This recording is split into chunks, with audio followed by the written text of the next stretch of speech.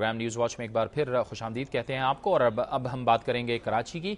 कराची में एक हफ्ते के अमन के बाद गुज़िश्ता रात से एक बार फिर मुख्तलिफ इलाकों में बदअमनी शुरू हो गई और गुलिस्तान जौहर, कायदाबाद समेत कराची के मुख्तलिफ इलाकों में शरपसंदों ने फायरिंग की, जिससे 3 अफराद हलाक हो गए और मुतअद्दिद अफराद इसमें जख्मी हुए। इमलाक को भी नुकसान पहुंचाया गया और कई गाड़ियां भी नजर आतिश कर दी गईं। कराची में अमन व अमान की सूरत हाल क्या है और कौन लोग थे जो इसमें मुलविस थे, इस बारे में हम जानेंगे कराची में दुनिया न्यूज़ के नुमाइंदे मोहम्मद मोहसिन से।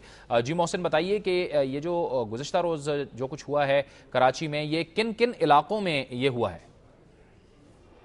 जावेद, ख़ास तौर पे गुलिस्तान जौहर ब्लॉक 18 से ये शुरू हुआ था। इस हवाले से शुरू में कहा जा रहा था कि ये लैंड माफिया का एक झगड़ा है, कज़िया है, जिस पर 2 ग्रुपों में फायरिंग हुई और वो फायरिंग बढ़ते बढ़ते शहर के मुख्तलिफ इलाकों तक उसका सिलसिला दराज हो गया। उसमें पहले तो गुलिस्तान जौहर ब्लॉक 18 में, फिर उसके बाद सफूरा गोट में, अबुल हसन इस्फहानी रोड, गुलशन इकबाल, और उसके बाद औरंगी टाउन, कस्बा कॉलोनी, बनारस, शाह फैसल कॉलोनी, लांडी, कोरंगी और शहर के जो दीगर इलाके हैं वहां तक इनका सिलसिला दराज हो गया। ताहम पूरी रात इसमें जो फायरिंग हुई है उसमें 3 अफराद हलाक हुए हैं, उसमें शाह फैसल कॉलोनी में, कोरंगी में और गुलिस्तान जौहर में, और इसमें 6 गाड़ियां नजर आतिश की गई थी।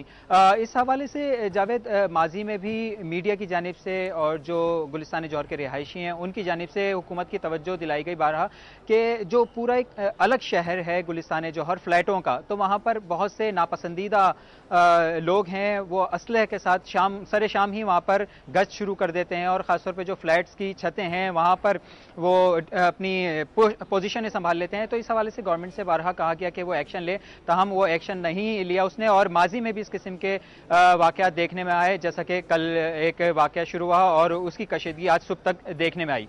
जी अच्छा मोहसिन, ये बताइए कि अब इस वक्त जो है वो सूरत हाल क्या है कराची में, जो मजमूई तौर पर अमन व अमान की सूरत हाल है वो क्या है? ये जिन जिन इलाकों में गुज़िश्ता रात हुआ और अमन व अमान की सूरत हाल पैदा हुई, उनमें अब क्या सूरत हाल है? जावेद, कराची की अगर मजमूई तौर पर सूरत हाल देखें तो गुज़िश्ता दिनों जो टारगेट किलिंग का सिलसिला शुरू हुआ था वो तो रुक गया था, और ये गुलिस्तान जौहर का जो एकदम से शुरू हुआ, इसके साथ साथ शहर के मुख्तलिफ इलाकों में कहीं डकैतियों का रद्द-ए-अमल सामने आता है, कहीं टारगेट किलिंग शुरू हो जाती है। तो ये सिलसिला खासे अरसे से चल रहा है कराची में, लेकिन कानून नाफिज करने वाले इदारे बारहा उन्होंने ऐलान किया इनको ख़त्म करने का। वफाकी वज़ीर दाखिला भी कराची आए, उन्होंने भी कहा कि यह ख़त्म हो जाएगा। ताहम देखने में यही आया है कि शहर के मुख्तलिफ इलाकों में जो भी फसादात होते हैं, चाहे टारगेट किलिंग के हों या डकैती की वारदातें हों, उनके रद्दमल के तौर पर हों, या इस किस्म के जो ज़मीन के तनाज़े हैं उसकी सूरत में हो, तो वो शहर के मुख्तलिफ इलाकों में अचानक शुरू होते हैं और एकदम से ख़त्म हो जाते हैं। आज की इस सूरत हाल के हवाले से अगर देखा जाए तो गुलिस्तान जौहर में और दीगर जो शोरिशज़दा इलाके थे वहाँ पर कानून नाफिज करने वाले इदारों, खुसूसन पुलिस की खासी नफरी तैनात की गई थी। गुलिस्तान जौहर में सुबह में दुकानें और तालीमी मराकज़ जो हैं वो खुलना शुरू है, ताहम मुसल्लह अफराद ने दुकानें भी बंद करा दी, मार्केटें बंद करा दी और तालीमी मराकज़ बंद करा दिए। वहाँ से जो रोड थे उन पर ट्रैफिक जारी थी और जो लोग थे मामूल के मुताबिक अपने ऑफिस जा रहे थे, ताहम एक खौफ था उनमें कि बाजार और तालीमी इदारे बंद हैं तो न जाने कब क्या हो जाए। तो इस हवाले से हम कह सकते हैं जो कानून नाफिज करने वाले इदारे हैं वो हरकत में तो आते हैं, ताहम हिकमत अमली के फुकदान की वजह से शहर के मुख्तलिफ इलाकों में अभी भी एक खौफ की फिजा तारी है।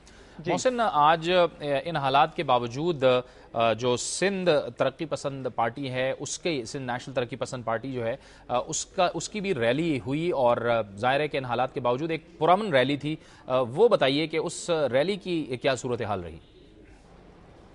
जावेद, यकीनन इन हालात में कराची के जो हालात हैं उनमें इतनी बड़ी और पुरअमन रैली निकालना एक बहुत बड़ी बात है। तो सिंध तरक्की पसंद पार्टी को गालिबन ऐसा कुछ महसूस हुआ कि कराची सिंध से अलग कुछ कराची की शनाख्त है, और यकीनन है कि कराची जो मुल्क का मुआशी और सनती हब है तो इस हवाले से उसकी एक अलग शनाख्त है, और कराची में बंदरगाह भी है, यह पूरे मुल्क को रोज़गार देता है, सबसे ज़्यादा रेवेन्यू देता है, तो इसलिए इसकी एक शनाख्त है। ताहम सिंध तरक्की पसंद पार्टी समेत दीगर जो कौम परस्त पार्टियां हैं उन्हें ऐसा महसूस होता है कि कराची सिंध से अलग किया जा रहा है, या कुछ ऐसा है जिसकी वजह से उन्होंने कराची सिंध है के नाम से आज एक रैली निकाली, और इसमें सिंध के मुख्तलिफ अजला से लोगों ने शिरकत की बड़ी तादाद में। और ये कराची का इलाका है घग्गर फाटक, वहाँ से ये नेशनल हाईवे और शार फैसल से होती हुई मज़ार कायद पे ये तमाम लोग जमा हुए। इसमें सिंधी और बलोचों की अक्सरियत ने शिरकत की और वहाँ से मज़ार कायद से ये लोग तिब्बत सेंटर पर गए जहाँ पर रैली अख्ताम पजीर, वहाँ पर उन्होंने खिताब किया। तो ये रैली इंतहाई पुरअमन थी, इसमें हुकूमत की जानिब से इक़दाम ज़रूर किए गए थे, ताहम जो रैली के अपने रज़ाकार हैं और रैली की जो इंतज़ामिया है उसने भी बहुत बेहतर तौर पर जो लोगों को मुनज़्ज़म रखा और रैली बगैर किसी हंगामे के, बगैर किसी इश्तियाली कैफियत के पुरअमन तौर पर इख्तिताम पजीर हुई। जी जावेद। अच्छा मोहसिन, इस रैली के दौरान कुछ इस रैली के अंदर भी कुछ एक छोटी सी हंगामा आराई हुई और दूसरी बात यह थी कि कादिर मकसीद की भी तबीयत ख़राब हुई इस दौरान। जी जावेद, जहाँ तक कादिर मक्सी साहब की तबीयत ख़राब होने का है तो उनके हवाले से बताया जाता है कि जो आज की रैली थी उसकी तैयारी के लिए वो मुसलसल कई दिनों से मुतहरिक थे। उसके अलावा आज सुबह कराची के लिए रवाना हुए और घग्गर फाटक से मज़ार कायद और मज़ार कायद से तिब्बत सेंटर तक जो उन्होंने सफ़र किया उसकी वजह से उन पर थकान गालिब आ गई थी। इसके अलावा जो उन्होंने खिताब किया वो इंतहाई पुरजोश था, उसमें भी उनके जज्बाती होने की वजह से उन पर गशी तारी हो गई थी। ताहम फौरी तौर पर उन्हें तिब्बी इमदाद फराम की, जिसके बाद वो उनकी तबीयत बहाल हो गई थी। उसके बाद उन्होंने दोबारा अपना खिताब जारी रखा, लेकिन उनकी तबीयत को देखते हुए उन्हें फौरी तौर पर वहाँ से ले जाया गया। रैली में एक छोटा सा वाकया ज़रूर पेश आया कि एक मुश्तबा शख्स था जो कि ट्रैफिक पुलिस एहलकार की वर्दी में मलबूस था। उसने बुलेट प्रूफ जैकेट पहनी हुई थी और उसके ऊपर एक मजीद जैकेट पहनी थी जो कि पुलिस एहलकारों को दी जाती है।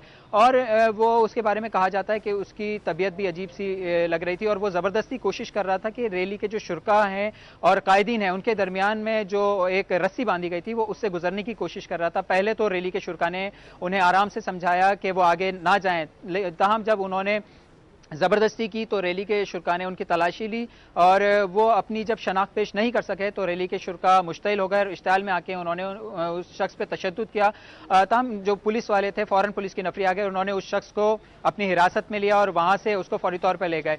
उस शख्स के बारे में मालूम यह हुआ था कि एक शनाख्ती कार्ड जो था उससे उसकी शनाख्त ज़ाहिर हुई कि वो FB एरिया दस्तगीर सोसाइटी का रिहायशी है और उसका नाम फारूक सुल्तान है और उसके पास से एक और कार्ड निकला है जिसमें कि उसका नाम नजीब खान था। ताहम पुलिस ने फौरी तौर पर कहा कि वो कोई ऐसा मशकूक शख्स नहीं था, वो पुलिस एहलकार ही था। बहुत शुक्रिया मोहम्मद मोहसिन आपका। कराची से दुनिया न्यूज़ के नुमाइंदे मोहम्मद मोहसिन हमें तफसील से बता रहे थे कि आज और गुज़श्ता रोज़ जो कराची में अमन व अमान की सूरत हाल पैदा हुई, इसके साथ साथ उनका यह भी कहना था कि इन हालात के बावजूद आज सिंध तरक्की पसंद जमात की एक पुरअमन रैली भी निकाली गई और मज़ार कायद पे जाके ये ख़त्म हुई और इस रैली के लिए भी उसी रूट का इस्तेमाल किया गया जिस पर कराची में मौजूद मुख्तलिफ सियासी जमातें अपनी सियासी क़ुव्वत का मुज़ाहरा करती रही हैं। कादिर मक्सी इसको लीड कर रहे थे और आज उन्होंने जो नारा लगाया वो ये था कि कराची सिंध है। इस नारे के तहत उन्होंने ये रैली निकाली। वक्त हुआ चाहता है एक ब्रेक का और ब्रेक के बाद हम जिक्र करेंगे कि दहशतगर्दी के खिलाफ जंग में सबसे ज़्यादा सूबा सरहद मुतासर हुआ, बहाली के कामों की क्या सूरत हाल है, इस बारे में हम जानेंगे और हमारे साथ मौजूद होंगे इस्लामाबाद से अवामी नेशनल पार्टी के सेनेटर अब्दुल नबी बंगश। लेकिन पहले लेते हैं कमर्शियल ब्रेक।